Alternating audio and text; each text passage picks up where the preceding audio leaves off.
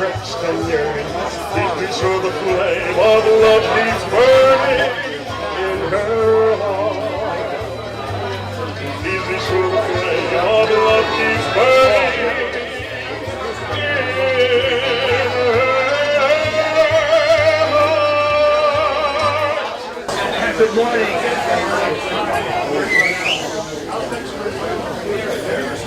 Welcome to the 29th anniversary celebration of the Christopher Columbus Monument. My name is Al DiGennaro. I'm president of the American Italian Heritage Council. My privilege to serve here today as your master of ceremony. We have a wonderful ceremony on route today, and my dad used to work for the railroad, and he said the railroads always run on time, so we want to start this program on time and keep it moving, so I appreciate your attention. First of all, we'd like to recognize and call upon the Norristown Area High School Eagle Battalion ROTC Color Guard for the presenting of the colors under the direction of Cadet Commander Derek Jordan.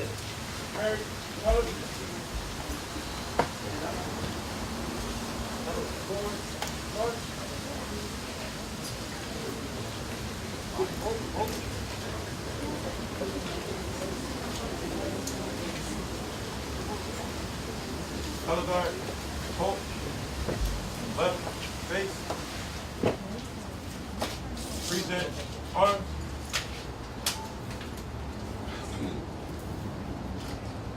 We also have the Knights of Columbus, Father Joseph C. Tomko, 934 Assembly. Now I'd like to call upon the St. Francis of Assisi 4th grade students to come to the front under the direction of Bridget Teague, the principal at St. Francis, and Sharon Roquette, the 4th grade teacher, for the Pledge of Allegiance. Students, please rise, ladies and gentlemen.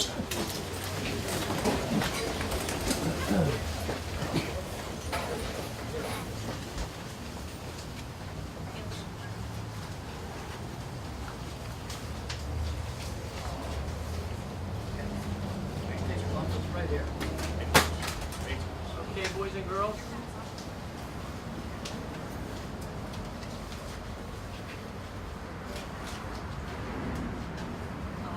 Allegiance to the flag of the United States of America and to the republic for which it stands, one nation, under God, indivisible, with liberty and justice for all.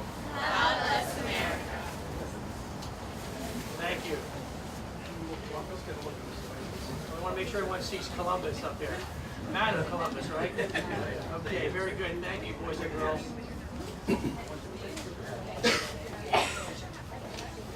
Now I'd like to call upon one little technical difficulty. We'll get Cameron here to sing the Pledge of Allegiance in 1 second. The national anthem, sorry. American and Italian. There you go, you got it.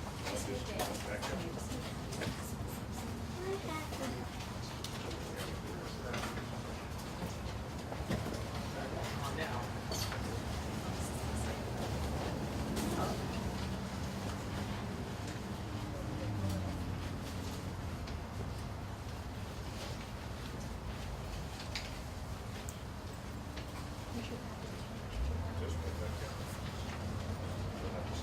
You can do it. I'm sure you can do it. So we'll sing the national anthem a cappella together. Oh, say can you see by the dawn's early light what so proudly we hailed at the twilight's last gleaming, whose stars and bright stars through the perilous fight, o'er the ramparts we watched were so gallantly streaming, and the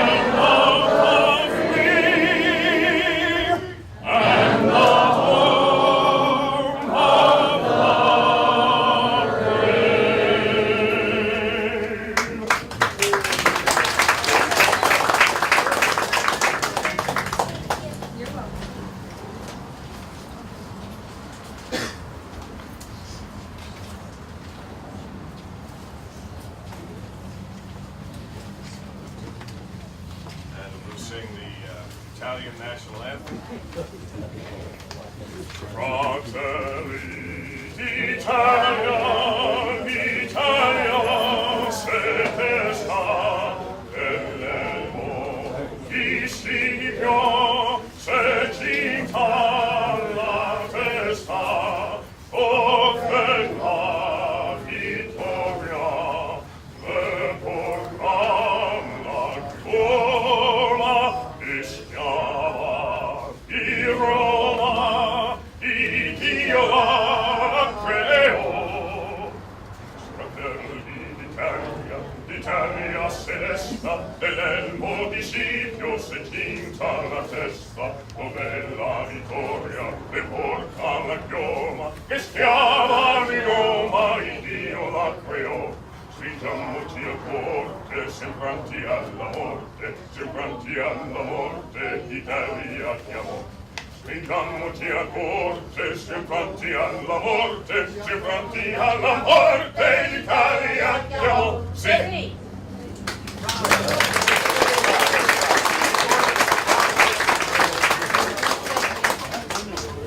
Please stand and remain standing for the retiring of the colors. Left, face, forward, march.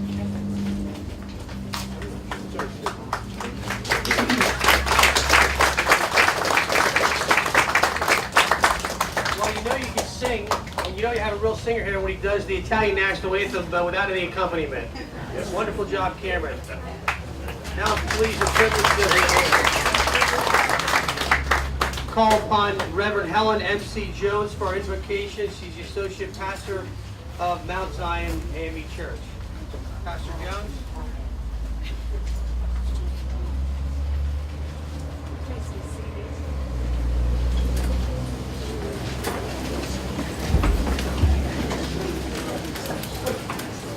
Let us pray. Most loving and gracious God, we come humbly into your presence, my Savior. We come thanking you, Father God, for this 29th anniversary celebration of true love that never died. We say thank you to all who have contributed to this day and for all who have assembled with us in. We thank you for keeping us from October the 12th, 2010 to this very hour. We may not have sailed the ocean blue as Christopher Columbus. We may not have discovered anything. We may not have been brave enough to take a stand for righteousness. And we may not have even said forgiveness. But Father God, this morning, in the midst of the world, we seek the calmness of your presence. Grant us the will to build for the greater good of mankind. Fill our minds with the incense to noble deeds. Give us the grace to say yes and to say no with sincerity when it is required. Bridle our selfishness that we may serve. Remove our greed that we may share. Free us from pettiness that we may be neighborly.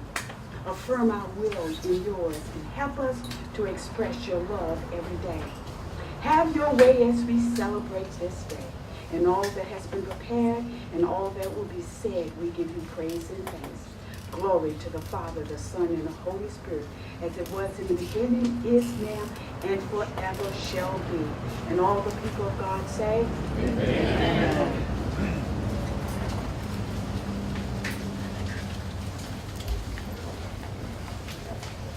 Thank you, Pastor Jones. Now privileged to call upon for our welcome the President of the Municipality of Norristown Council, Linda Christian.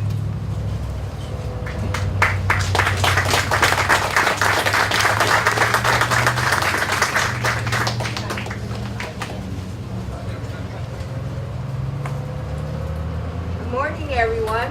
And Although the skies are overcast, I think this is a great day today. On behalf of the municipality of Norristown, we welcome you to Norristown. Norristown is always happy to have guests. We love to have guests. We love to sell them on all that Norristown offers.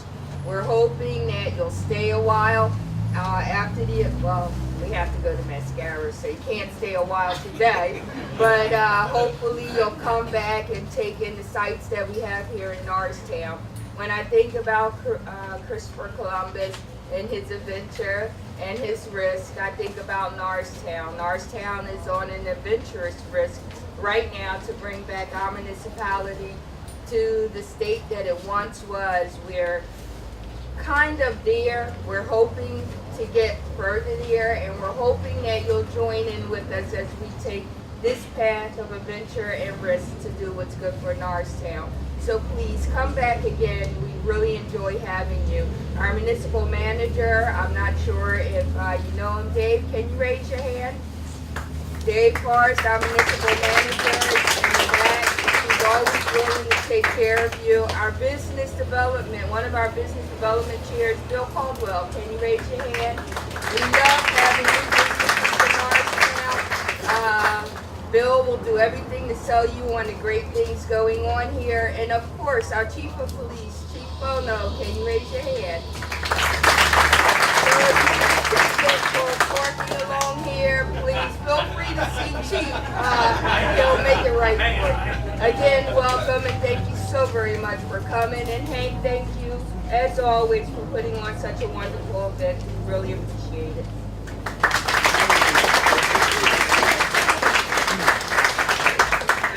President, you saved me 3 introductions. Before we call upon our keynote speaker, I just want to acknowledge a couple of dignitaries that are not in any special order. We have Sheriff Eileen Bear. Sheriff Bear.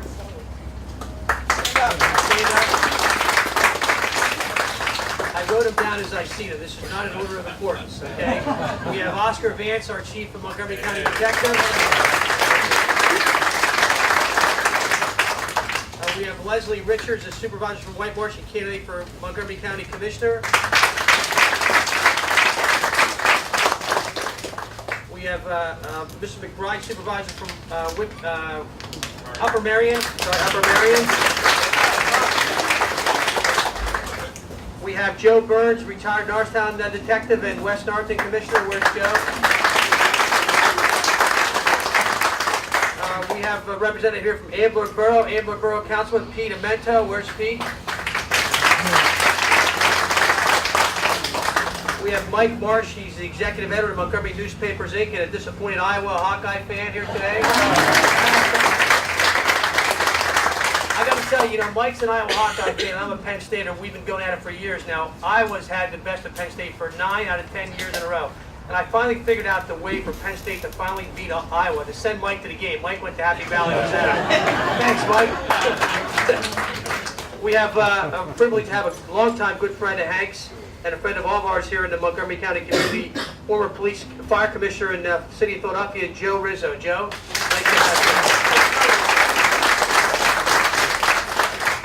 you. We also have a couple of candidates I know of. We have Maureen Coggins, who's a candidate for judge. Maureen, former assistant PA, and I don't think I missed any. Well, actually, and probably one of the most important people here, you will go nowhere else in Montgomery County or in Pennsylvania and find an ambassador, but we have our own ambassador to Norristown, Hank Sisco.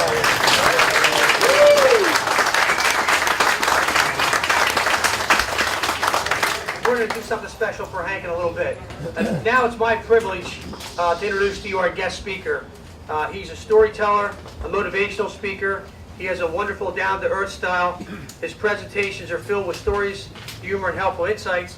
There's a lot of neat, insightful information about our guest speaker, and it's on the inside of the program. I know you're excited to hear from him, so I won't take any more away from him, except it's my pleasure to introduce Father Joe Sika. Father Joe.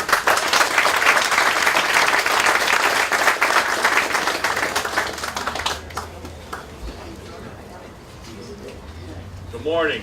Good morning, Joe. Any Italians here?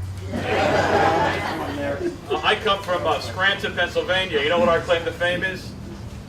Matt McGroin. You know who Matt is? The redhead, the quarterback of Penn State. I can see you're excited about that. Where's all the Italians? Where's all the Italians? Not even on, right? Put your hands up. There's no cameras. There are cameras there. Hey. I come from, my family comes from the old country, which is Dunmore, Pennsylvania. And everybody in Dunmore has a nickname. Knuckles, Guido, Finger, Bonesy. and they're all the girls in the neighborhood. My grandfather came over from Italy, and he made $1 million the first year he was here, and he spoke 3 words of English. Stick 'em up. But I want to thank Pasquale Mascaro for inviting me to come back here today. It's a great honor to be here. I thought this was yesterday, but I got to get out of here because I got to be on an airplane tonight to be in Austria tomorrow, and so I'm very happy to be here, so I'll sleep on the airplane, I guess. Jesus, as you know, was Italian, because Jesus stayed home till he was 30 years old, the same 12 guys he hung out with, and his mother thought he was God. But Christopher Columbus, I mean, what a genius, Christopher Columbus. A man who stood in the Bay of Naples with bloomers on. And he said, I got to go out there and see what I can find. And so Queen Isabella gave him the money for the ships, the Nina and the Penta and the Schwartz. Because the Jewish people controlled the shipping business in those days. There was a real mild-mannered gentleman who was always tired of being bossed around by his wife. She would always boss him around. He was getting tired of it. So he went to see a psychiatrist. The psychiatrist said, you got to have more assertiveness in your life. Take more charge. Read this book in the waiting room and then go home and do what the book says. He reads the book. He goes home, storms the house with his wife. Okay, now look it. From now on, I'm the king in this house. You got it? King, king, king, king, king. I want a very lovely gourmet supper tonight. And after supper, I want you to make me a sumptuous dessert. Then after that, you're going to go upstairs and draw my bath. I'm going to relax. And then guess who's going to dress me and comb my hair? The Undertaker, she said.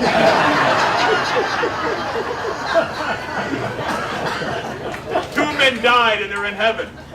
The one man says, what'd you die from? What did I die from? I thought my wife was cheating on me.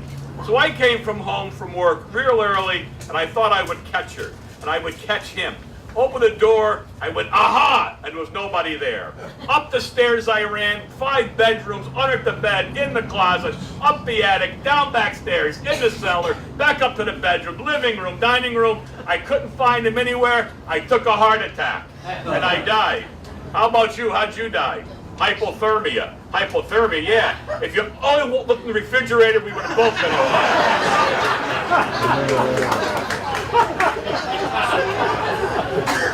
Jim Brown had a 2:20 flight to Boston, Massachusetts, and he arrives at the airport early. And he sees these scales that would talk to him. Oh, I tried it. It says, please, 1 person at a time. Anyway, he put a quarter in the scale, and the scale said, your name is Jim Brown. You weigh 180 pounds. You have a 2:20 flight to Boston, Massachusetts. This got to be a tricky thought. So he found a brand new scale a few hundred yards on the terminal, put a quarter in. The scale said, your name is still Jim Brown, you still weigh 180 pounds, and you still have a 2:20 flight to Boston, Massachusetts. Jumped off that scale, went to the bathroom and changed his clothes, and found a brand new scale. And the scale said, your name is still Jim Brown, you still weigh 180 pounds, but you missed your 2:20 flight to Boston. My message today to you is very simple. We got nobody to blame if we miss any opportunity to take life and live it, to laugh as often as you can, and to love as much as you should. I have a friend, and his wife's dream was always to go back to Poland. And every time she brought it up, he always had an excuse. Honey, we can't afford that. We got a mortgage to pay. We got tuitions to pay. She wanted to go back to the country she came from when she was 8 years old. She wanted to go back there and smell the air again, taste the food, and see family and friends. And every time she would bring it up, he always had an excuse. We got to buy a car. We got to buy a snowblower. My friend's wife died a number of months ago and never saw her dream to go back to Poland. The house has been paid off for years. The kids are all adults. The car is still running, and the snowblower, I'm sure, will work this winter. I talked to a man at our hospital with lymphoma cancer. He told me, now that I'm in the 3rd stage of cancer, when my wife says let's, I'm going to say yes and stop making excuses. The time to live life is today, to enjoy it, because life is much too short to put it on hold, to put parentheses around it, to put periods next to it, and not to live it. Because the people who kick and scream the most when death approaches are people who realized, I could have lived, but I didn't. And the three most dangerous words are shoulda and woulda and coulda. Read what Steve Jobs said, who died last week at 56 years old. Life is short. And when I die, I don't want to be remembered, he said, as the richest man in the cemetery. I want to be remembered as someone who made a difference. To live regret-free, it starts today, because you've never seen this day before. This has never happened. So dive into it and live it with passion and enthusiasm. I love the remarkable words of the actor Michael Landon, who died from pancreatic cancer. He said that maybe God should tell us on the day we're born that we're going to die. Maybe we would never miss any opportunity to live life. Everybody is born, but does everybody really say they're alive? Do you have enthusiasm when you get up in the morning and your feet hit that floor and you're going to approach 24 more hours you've never had before? All you're guaranteed in life is the breath you just took. The next one's not guaranteed. I've seen people who should walk out of a hospital and don't. I see people who should not walk out of a hospital and do. I was called to our ER on a Monday morning, and a man went to work that morning and said to his boss, I got a terrible headache. He sat down, he coded, and he died. Brought him into our ER, and his wife and his 8-year-old son were there. It was obvious to me, it's the first time they ever experienced death so close and so intimate. The wife said to me, I can't believe I'm standing here. Yesterday, we put a deck around our house. Our neighbors and friends came to help us. We had a cookout. This morning, I was going to go to a travel agent to buy tickets to go to Disney at Thanksgiving. And now my husband is right here, dead. And a little boy shaking his father saying, Daddy, please wake up. We're supposed to go fishing tonight. The time to live is today, right now. Read that wonderful book by Thornton Waller, Our Town, where Emily comes back from the dead and she sees things she took for granted when she was alive. That's the stage where you never appreciate life when they live. He says, no, just some saints and some poets. Then she says, oh earth, oh life, you're too wonderful for anyone to imagine. But what happens is most of us get bogged down, and life still happens. We get bogged down and we worry about stuff. It's not going to matter a month from now or a year from now. We cross bridges before we get to them. We always have our finger on the panic button and we get sidetracked. I learned a long time ago that life doesn't create us, that we create life. It all starts with our thinking. And the first principle is that we shouldn't believe everything that we think. If we think negative thoughts, we're going to act in an unhealthy, an unhappy way. If you think you're beat, then you are. Life always follows what you're thinking. And so remember, we always have a choice. The choice that defines our life. We always have a choice to change our life. If I'm not happy with the way things are going, stop making excuses. And don't say, I was born this way. I'm not smart enough. I'm not good enough. I'm not pretty enough. Well, this is the family I inherited. All those are excuses for behaviors that are not helping you to become the best you can become. Read that wonderful book by Wayne Dwyer, Excuses Be Gone. We don't need them anymore, because once they're gone, and all life will begin to fall into place, one day at a time. Once you say the two most powerful words, I decide, nobody else, you sit in that chairman or chairwoman's chair. You're the charge of your own board of directors. And don't worry about what other people think about you. What people think about you is none of your business. It's time we take our life and we make the right choices, the best possible choices to ensure happy and healthy living.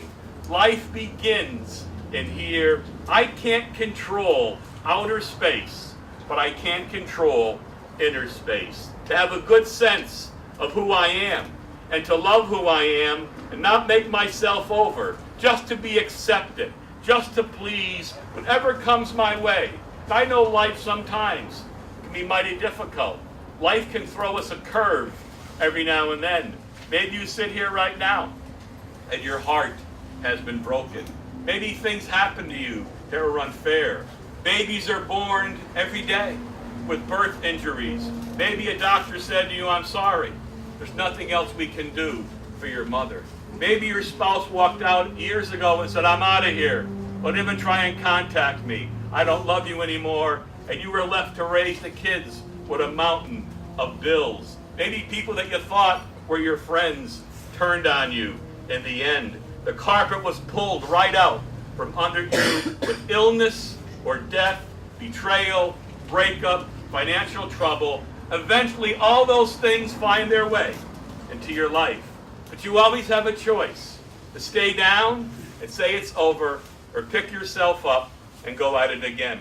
Ray Boom Boom Mancini is a very dear friend of mine, and he won many titles, champion of the world. And he said to me, I may have been knocked down 70 times, but I got up 71. And that's the key to it all. Knock down 9, but get up 10. There was a mother and son in church, and the son wouldn't sit down. Mother said, sit down. I'm not sitting down. Sit. I said, sit down. I'm not sitting down. Well, she said, I'm in charge here. She put his hand on top of his head, and she put him right down in the seat. He sat there smiling and said, Mama, I may be sitting down on the outside, but I'm standing up on the inside. And that's what has to happen. Life eventually will knock you down, but you look inside yourself, and you get in charge of your thinking, and you say, I'm going to find that desire, that determination, that perseverance to pick myself up and go at it again. Welcome whatever comes into your life. Step back and take a deep breath. Don't make any decisions when you're hurting or in pain, but make sense of it. Then make the adjustments, move on, and then let go of it. But how often we carry things with us and don't let go of the hassle, the rejection, the pain, the problem, or the resentment. How often we hold on to all these things. We nurse them and we rehearse them and never let them go and enjoy life. I think, my friends, that life is much too short to waste precious time on stuff that's not going to matter. Don't miss out on life.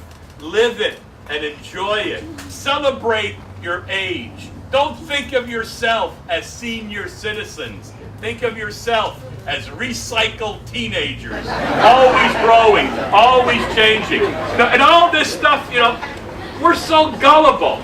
All this stuff you can buy. You put all this cream on your face and the wrinkles go away. No, they don't. You can bathe the rest of your life in oil of Olay. You're going to get old. Celebrate the fact of your age. The gray hair and the wrinkles are souvenirs of your wisdom. The day we stand before God, He's not going to ask us, why didn't you find a cure for cancer? Why didn't you solve the problems of the world? God's going to ask us, what did you do with the life I gave you? Every day you get up, you get 1,440 minutes. You can live it any way that you want to, or you can choose just to get by. But once it's over with, you can't relive it and replay it again or again. So today, never happened before. Go out and pamper yourself. Go out and buy that red dress you've been looking at. And don't worry about what the neighbors are going to say. The hell with the neighbors. If they don't like it, go buy one for them too. Do something different. The same thing all the time, all the time. I know in my church, probably in yours too, Helen, they sit in the same seat every week. I'm not moving. I've been sitting here for 30 years. Crawl over me. They go to the restaurant, order the same thing all the time. Tomorrow morning, get up and try something different. Go to work. You work at PJ Mascaro's, this will be allowed. Wear your clothes inside out and see what happens. Eat that pizza. I can't eat 8 slices. They cut it in 6. Just take an extra Lipitor for yourself. When life gives you lemons, make lemonade. Then figure out how you can get $5 a glass. You have to have a sense of laughter. Laugh often and laugh much. We take ourselves much too seriously. Chill out. Tell some jokes. Smile. Want to change how you feel? Have your lips go up and not down, because laughter is a great pain reliever with little or no side effects. And laughter is very healthy for you. Laughter has the same effect that a workout does. There you go. You can laugh your way back to health. How many have ever tried a diet? Any diets? Don't lie, you can tell I'm a freak. Doctor told me I got to lose some weight. So how much weight have I got to lose, doctor? I want you back to your original weight. 7 pounds? No way. Never get back there. You ever tried that Slim Fast diet? 3 pepperoni pizzas a day and a shake? That works out well. But when you laugh for 15 minutes a day, Dr. William Stanford says it has the same effect on you that jogging does. There you go. You can laugh your abs off. Be careful how you say that. Laugh. Now, I take a nice brisk sit every afternoon. All this exercise, running, Stairmaster, Zumba, cardiac workout. Where's the man who wrote the book on running? He's dead. Where's the Scarsdale diet? Dead. Where's Chubby Checkers getting ready for lunch? Laugh, and the world laughs with you. Cry, and you get all wet. There was a nun calling a cab in New York, and the cab driver says, "Sister, I've always had a fantasy. I wanted to give a nun a kiss." And she said, "Pull the cab over. Give me a kiss here, and give me a kiss here, but let me ask you a question. There's a condition first. You got to be Catholic, and you got to be single." "Sister, I'm a Catholic, and I'm single." "Go ahead, kiss me here, put one here, right? Oh, you happy? Now I'm happy." Drives off, the cab driver starts crying. I said, "What's the matter?" "I lied to you, sister. I'm Jewish, and I'm married." And she said, "Don't worry about it. I'm Kevin, and I'm going to a Halloween party." Remember, a good belly laugh. Happy people laugh to forget their problems, and miserable people forget to laugh. You can go through life and be miserable. That's your choice. You decide you want to be miserable, then you hang out with all the complaining Kathys, all the miserable Martys, all the fight-faulting Franks, the negative Nellie, and the gloomy Gusses, because when you die, nothing happens. St. Peter and Jesus at the gate. And Jesus says to St. Peter, "Who's coming up today?" "Oh, get ready. Negative Nellie and gloomy Gus. And I'm going fishing." That's not fair. That's not Jesus' job to work the gate. That's Peter's job. Up comes gloomy Gus and negative Nellie. Is that my sister? "Why, that no good. You know, I took care of Ma. I was there all the time. My brother never came around. When he did, he got everything. That no good, rotten." And gloomy Gus says, "Is that my brother-in-law? By that bum, he stole all my ideas." And negative Nellie says, "This cloud you gave me is so small." And Gus says, "These wings are so heavy." Negative Nellie says, "Is that the Ave Maria by Pavarotti? I want to hear it by Perry Como." You know what Jesus says? "Go to hell." If only he could say it and mean it. And hell is one big room. The devil's pretty smart. Your screen, your whole life played over. The popcorn has no salt and butter. The gummy bears are all stuck together. The coffee's cold. The soda's warm. Remember, laughter is the shortest distance between two people. I've always thought that a big noise, a laughter, is the soul really saying, "Ain't that the truth?" And remember, a good time to laugh is any time that you can. The great writer Stephen King says, "You can't deny laughter. When it comes up, it plops itself down in your favorite chair. Let it stay as long as it wants to." And so finally, after you live life and you laugh often, love as much as you can. Never, ever, ever pass up any chance to say 3 magical words, "I love you." Say them, and then back them up with a hug or a kiss. I was called by a funeral director a number of months ago to do a burial in a cemetery of a man who was 103 years old. The man had no church he was affiliated with. And he said, Father, do you have any requirements for funerals? I said, yeah, they got to be dead. And so he says, okay, this guy's dead. But he lived right to the end. When I got to the cemetery, the casket was there. There was only one person sitting in the front row, his daughter. And I said to her, your dad must have been quite a guy. And she says, yeah, I guess so. You know, Father, I'm sitting here looking at my dad's casket, thinking what my life could have been if he only said, I love you. My dad was never unkind. My dad, for some reason, never gave me any affirmation. I graduated first at my class at Maria Goretti in Philadelphia. I went to Villanova undergraduate in law school and have my own law practice with 70 lawyers. But my dad never ever said to me, way to go, kid. Whatever it was, he put it away in his pocket and never shared it. I did the ceremony, and after we were done, I could still see her in my mind. She went over, she put her hand on top of her dad's casket and said, Papa, it's too late. Those words should never have to roll off of anyone's mouth. Too late. Today's the time to make the call. Today's the time to visit those that we care about and those that we love. You've got no guarantee they're going to be here an hour from now or tomorrow. Tell the people that you love, I need you, I appreciate you. Sit down with someone, maybe right now in your own family, you have some unfinished business. Extend a hand of forgiveness. Maybe not for them, but for you, that person that no longer owns you. You let go of the anger and the resentment and the bitterness. It's too late when someone's in a casket to say what you wanted to say when the person was alive. You tell people now when their eyes are open, I love you, I appreciate you, and you make a difference in my life. I'm a priest 30 years.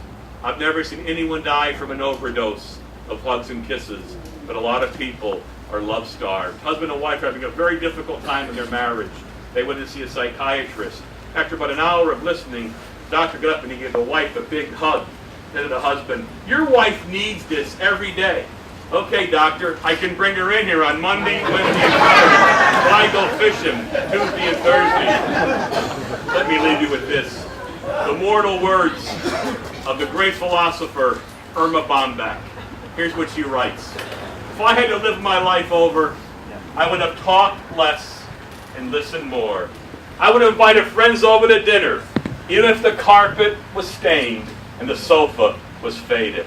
If I had to live my life over, I would have eaten the popcorn in the good living room and worried much less about the dirt when someone wanted to light a fire in the fireplace. I've taken time to listen to my grandmother and grandfather ramble on and on and on about their youth. If I had to live my life over, I've insisted the car windows would not be rolled up on a summer day, but let my hair blow, even if it was just teased or sprayed.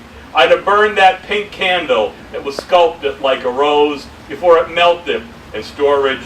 I would have sat on the lawn with my children and not worried about grass stains. I would have cried and laughed less by watching television and more by watching life. I would share more responsibility with my husband. I would have gone to work even if I was sick and pretended that I wasn't. I would never have anything bought that I couldn't use. But if I had to live my life over, I'd let my kids kiss me when I wasn't ready for a kiss. Never say to them, now stop it, get ready for dinner, or go to bed. If I had to live my life over, there would have been more I love yous and more I'm sorry's. But most of all, given another shot at life, I would seize every minute, look at as it really is.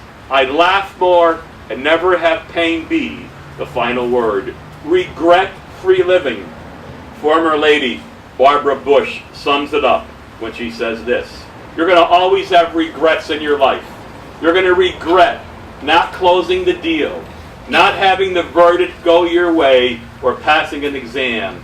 But the regrets that will haunt you the most are the chances you passed up on to laugh and you didn't, to live and you didn't, to spend more time with a husband, a wife, a parent, a child, and a friend, but you didn't.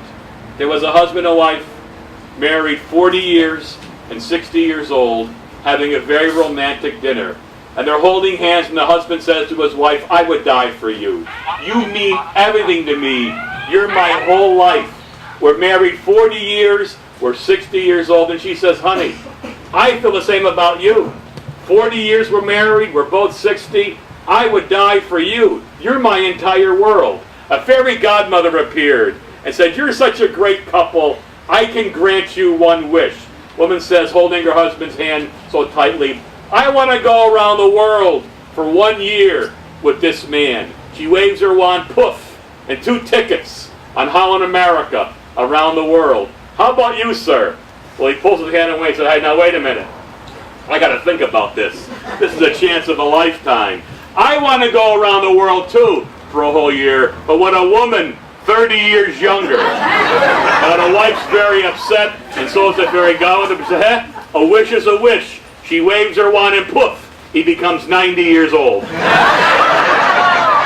Where I come from, in Wilkes-Barre, Pennsylvania, we have a hospital, the Veterans Hospital, and there's a plaque on the wall, and the saying is written by William Penn, and let me leave you with this thought. The plaque goes this way: "I shall only pass this way once. Whatever goodness I can do, whatever kindness I can give, whatever laughter I can share, or love I can express, let me do it now. I'm never going to pass this way again." Happy Columbus Day.